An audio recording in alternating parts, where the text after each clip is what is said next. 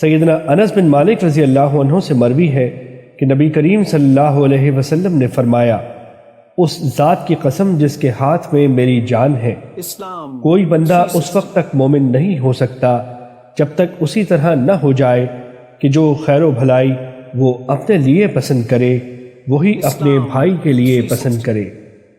حدیث نمبر 97، مسند احمد۔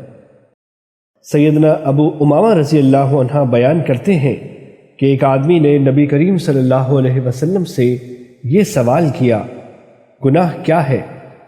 آپ صلی اللہ علیہ وسلم نے فرمایا، جب کوئی چیز تیرے دل میں کھٹکنے لگے تو اسے چھوڑ دے۔ اس نے کہا، ایمان کیا ہے؟ آپ صلی اللہ علیہ وسلم نے فرمایا، جب تیری برائی تجھے بری لگے اور تیری نیکی تجھے خوش کر دے تو تو مومن ہوگا۔ حدیث نمبر 96، مسند احمد۔ سیدنا ابو موسیٰ اشعری رضی اللہ عنہ سے مروی ہے کہ رسول اللہ صلی اللہ علیہ وسلم نے فرمایا، جو نیکی کر کے خوش ہوا اور برائی کر کے پریشان ہوا وہ مومن ہے۔ حدیث نمبر 94، مسند احمد۔